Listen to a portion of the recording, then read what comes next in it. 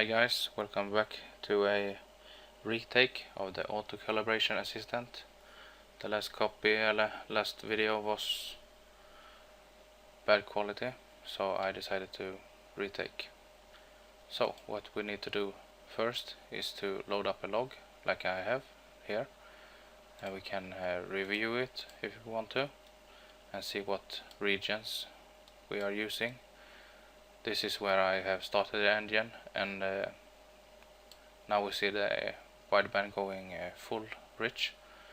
It's when it's warming up, so this region is no good, but let's use this one. We also have a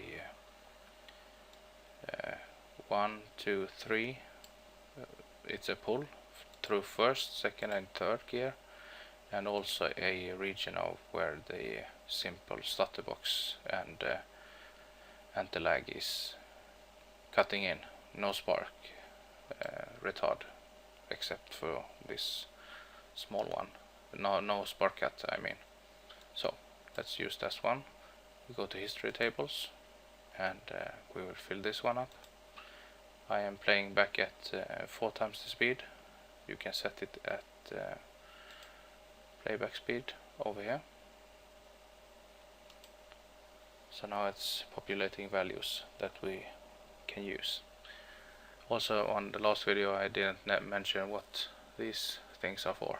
Most recent sample is, you can, if you pull a log and you wish to see your latest value of the air fuel ratio, you can use the most recent sample. Or if you go out on a longer drive for a cruise or something like that, you can use a average. Between every RPM point is 500 RPM, but in the software it's actually 15 points, so it's not one like this and one like that. It's interpolating between these two and so on. So it's wise to go through these values and check for strange things, bogus numbers and such. So if you click sample count, you can see how many counts or my samples I have on this particular region. On the idle I have many samples. On the cell a few too, but on the watt I have just a few. So you have to keep an eye on things, since the human factor plays in.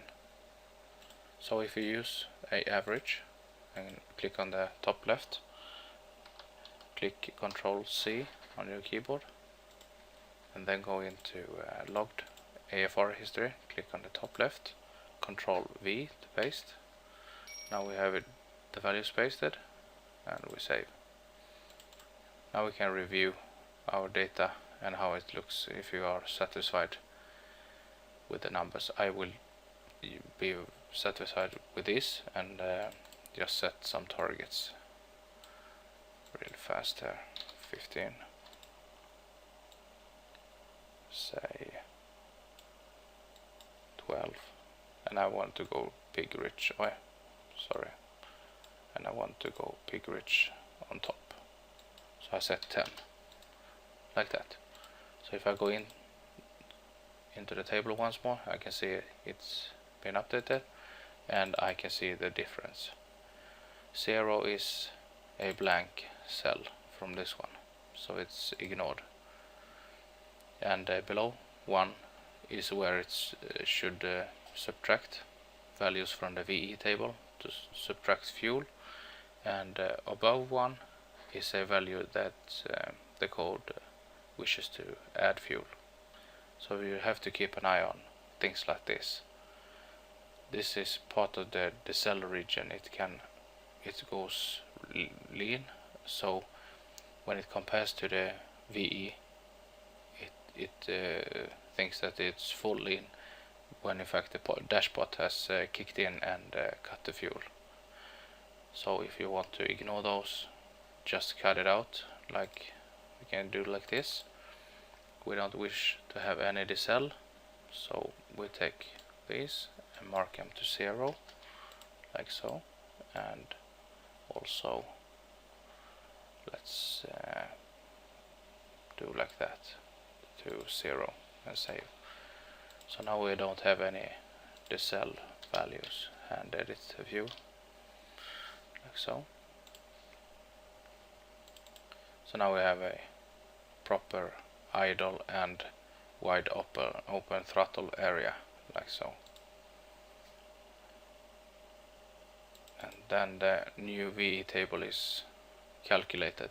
This is something you must keep an eye on. If it goes too high or too low, those numbers are not valid, since it will give your ECU some bogus numbers, and it will try to compensate for those 15 times from this value to this value, and then back down again to 86. So you must massage those cells, since I have enabled the dashbot and so on. So you have to keep an eye on things. So if you want to keep good data, you massage these cells to what your adjacent cells have in them and save.